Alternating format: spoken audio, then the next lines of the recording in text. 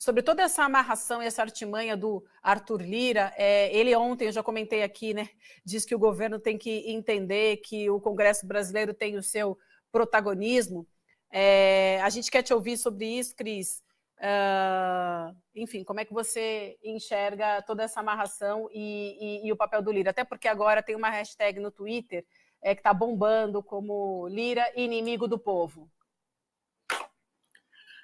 A gente precisa entender que não é só o Lira o inimigo do povo, né? Tem muitos inimigos do povo ali, tem a bancada ruralista inteira, esses nomes precisam ser falados, e eles estão ali representando não só seus interesses próprios, em emendas, em cargos, em todo tipo de benesse, para não falar de coisa mais grave, mas eles estão representando o interesse de grandes corporações do agronegócio, né? Essa é uma pauta ruralista.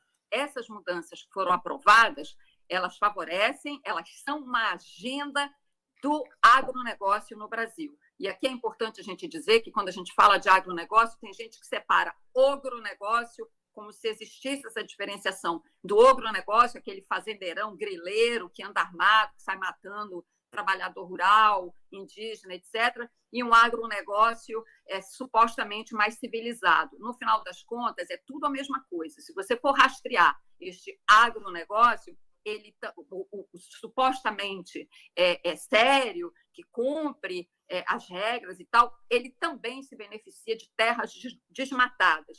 O que nós estamos assistindo aqui, esta agenda que foi aprovada, é uma agenda que envolve a disputa por terra no Brasil, por recursos naturais. É isso, a gente está discutindo o avanço da fronteira na Amazônia, quando a gente fala da questão do marco temporal. É para virar um vale-tudo, para não ter mais demarcação de terra indígena. Mas vamos lá, a pergunta, então, sobre o Lira. O Lira está esperneando porque ele perdeu o poder, ele não tem mais hoje o poder que ele tinha no governo passado. Então, claro, ele não quer perder 1 centímetro deste poder.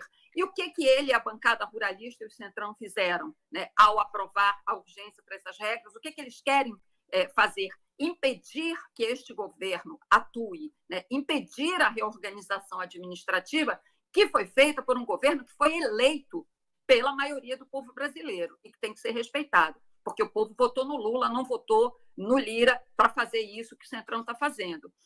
Então, eles querem, na verdade, que o atual governo governe com regras do governo passado, né? Porque esse avanço, esse ataque ao meio ambiente, aos povos indígenas, isso era a essência do governo Bolsonaro, não do governo Lula. E eles querem agora, né, mudar as regras do jogo, da reorganização administrativa, justamente para que este governo, né, que é o contrário do governo passado, governe como se fosse o governo Bolsonaro. Você entende o contrassenso disso? Sim, né? sim. Então, isso não pode ser feito. É como se fosse o governo Bolsonaro sobrevivendo dentro do governo Lula, atuando com seus mecanismos dentro do governo Lula, né? Isso não pode. Então, concordo com a indignação, me somo a essa indignação manifestada aqui pelos nossos seguidores. E isso, gente, não adianta a mobilização digital. É rua, sim.